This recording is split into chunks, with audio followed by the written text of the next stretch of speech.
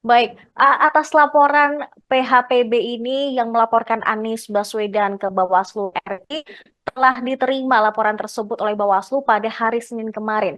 Dan Betul. selain mengenai data lahan milik Prabowo, sebenarnya apa saja dasar atas pelaporan tersebut? Oke, baik. Terima kasih Mbak sudah eh, berkenan mewawancari kami. Kami dari PHPB, Pendekar Hukum Pemilu Bersih, yang menginginkan pemilu damai, pemilu tanpa adanya kecurangan dan tanpa adanya kegaduhan.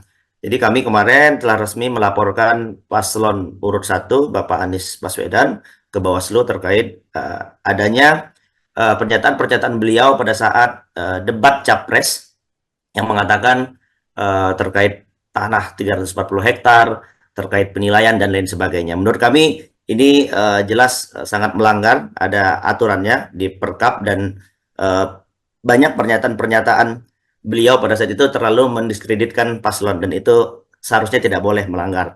Dan kami sudah melaporkan, membuat pengaduan ke Bawaslu, ini diduga kuat melanggar pasal 280 ayat 1 junto pasal 521 Undang-Undang Pemilu dan pasal 72 ayat 1 huruf C Peraturan Komisi Pemilihan Umum nomor 20 tahun 2003 tentang kampanye pemilu. Download Tribun X sekarang. Menghadirkan lokal menjadi Indonesia.